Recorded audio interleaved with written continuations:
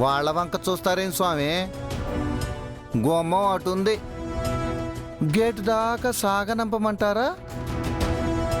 గౌరవ మర్యాదలతో సాగనంపమని ఆయన చెప్పారు కదా రాథోడ్. స్వామీజీ, మీరే వెళ్తారా లేక ఒక చేయి వేసి మమ్మల్ని సాగనంపమంటారా? గౌరవ మర్యాదలతోనూ. వెళ్ళొస్తాను మనోహరి. అయ్యో గుండంకుల్,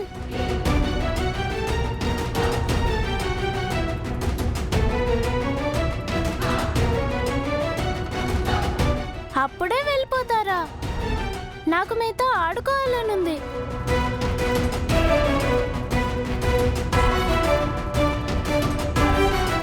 ఆడుకోవడానికి ఆ అంకుల్ ఎందుకు బుజ్జమ్మా? మేమంతా ఉన్నాం కదా. మీతో ఆడే ఆట వేరక్క, ఈ గుండంకుల్తో ఆడే ఆట వేరు కదా అంకుల్? ఆ అంకుల్తో నువ్వాడావా బుజ్జమ్మ? ఎందుకు ఆడలేదు? నిన్న ఫుట్బాల్ ఆడుకుంది. నేను నిన్న స్కూల్కి రాలేదు కదా, అంకుల్ నేను ఆడుకున్నాం.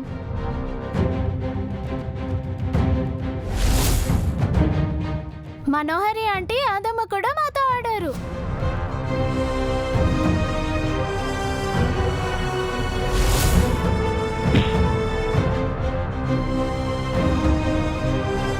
అవునా?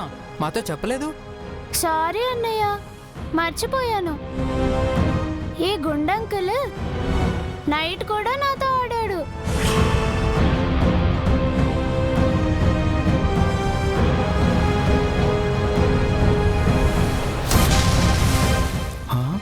అంటే రాత్రి కూడా బుజ్జమ్మ ఈ గుండుగాన్ని చెడుగుడు ఆడుకుందన్నమాట. రాత్రి ఎప్పుడు ఆడుకున్నావు బుజ్జమ్మా? టైం గుర్తులేదమ్మా, మర్చిపోయాను. మీరు కొన్నాళ్ళు ఇక్కడే ఉంటారనుకున్నాను అంకుల్, కానీ మా డాడీ మిమ్మల్ని వెళ్ళిపోమంటున్నారు. ఏం చేస్తాం, మీరు వెళ్ళక తప్పదు. I miss you uncle. నేను మీతో ఇంకా ఆడాలనుకున్నాను. ఆట అయిపోలేదు పాపా, ఇంకా ఉంది. నేను మళ్ళీ వస్తాను.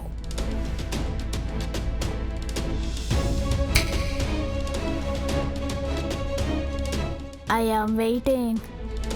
నువ్వు నా ఇంట్లో అడుగు పెట్టడానికి పర్మిషన్ ఇచ్చాను, ఇప్పుడు వెళ్ళడానికి ఇస్తున్నాను. నువ్వు ఎప్పుడైనా రా, నేను ఎదురు చూస్తూ ఉంటాను. Bye uncle.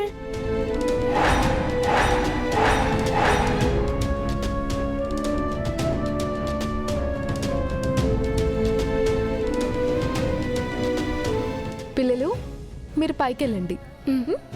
పదరా. వెళ్ళండి.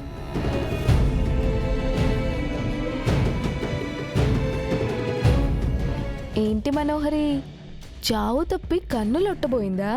సునామీ చాలా దగ్గరగా వచ్చి వెళ్ళినట్టుంది కదా. అవును మిస్సమ్మ, సారుకు గతం మొత్తం గుర్తొచ్చుంటే ఆ సంపుగాడి కంటే ముందు ఈ మనోహర్ గారి శవం బయటికెళ్ళేది. జరగబోయేది అదే మనోహరి. నువ్వు చేసిన పాపాలన్నిటికీ పశ్చాత్తాపం చేసుకోవాలని దేవుడు నీకు ఒక అవకాశం ఇచ్చాడు, కానీ నువ్వు నిలబెట్టుకోలేదు. ఇక నీకు పనిష్మెంటే మిగిలింది. Get ready for that.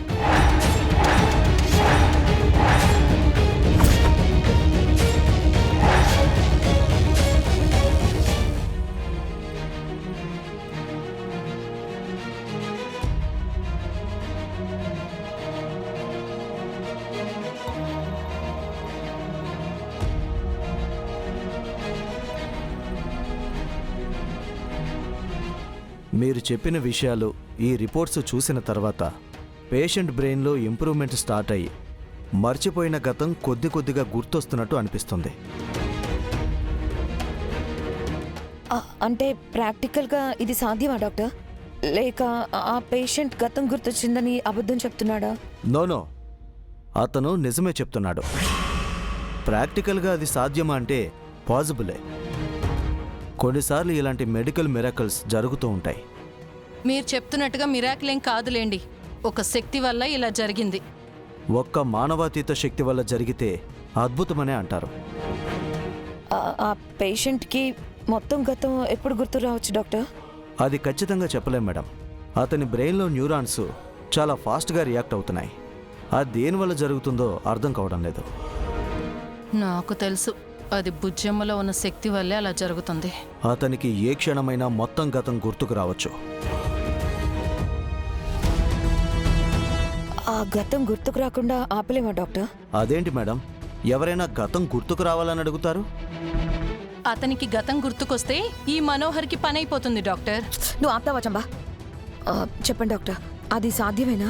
చేయగలను, కానీ 100% సక్సెస్ అవుతుందని మాత్రం చెప్పలేను. సైడ్ ఎఫెక్ట్స్ రావచ్చు. ఏ విధమైన సైడ్ ఎఫెక్ట్స్?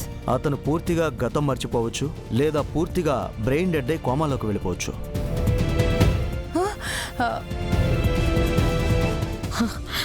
వద్దు, అతను కోమాలోకి వెళ్ళకూడదు. తన మీద ఏ ఎక్స్పెరిమెంట్ చెయ్యొద్దు. మరి సార్కి అంతా గుర్తొస్తే నువ్వైపోతావు కదా మనోహరి. ఆ పరిస్థితే వస్తే ఏదో ఒకటి చేసేసుకే పోతాను. Thank you doctor. మేమిలా వచ్చినట్టు ఎవరితోనూ చెప్పకండి. పద.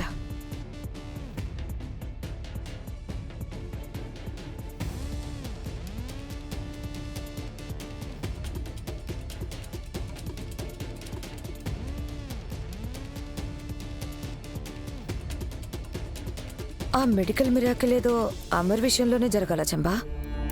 అది వైద్య శాస్త్రం అద్భుతం కాదు మనోహరి, బుజ్జమ్మ చేస్తున్న అద్భుతం. ముందు దానిలోని శక్తిని బయటికి లాగడమో దాన్ని చంపేయడమో చెయ్యి. అదే నీ సమస్యకి పరిష్కారం. ఆ పని చేయాలి చంబా. పద, ప్రచండ దగ్గరికి వెళ్దాం. ప్రచండను ఈ ఇంటి నుండి పంపించి వేసి నీవు తప్పు చేశావేమో బాలిక. అలా ఎందుకు అనుకుంటున్నారు? శత్రువుని ఎప్పుడూ మన చెంతనే ఉంచుకుని ఒక కంట కనిపెడుతూ ఉండవలే. అప్పుడే వారి ప్రణాళికలు పథకములు మనకు తెలియను. ఎక్కువ ఆలోచించలేదు గుప్తా గారు, నాకు తోచింది నేను చేశా. అందులకే ఏదైనాను యోచన చేసే చేయవలనెదరు. విడిపోయిన మా అమ్మ నాన్నల్ని కలపాలి, ఆ మనోహరిని బయటకు పంపించాలి. నేను అంతవరకే ఆలోచించాను గుప్తా గారు. ఈ ఎంతసేపు వారి గురించేనా? నీ గురించి నీవు ఆలోచించవా బాలిక? వెలుపలకు వెళ్ళిన ప్రచండు ఊరికే ఉండునా? నీపై రెట్టింపు కోపముతో పగతో రగిలిపోవచ్చు. నీకు ప్రమాదము తలపెట్టవచ్చును.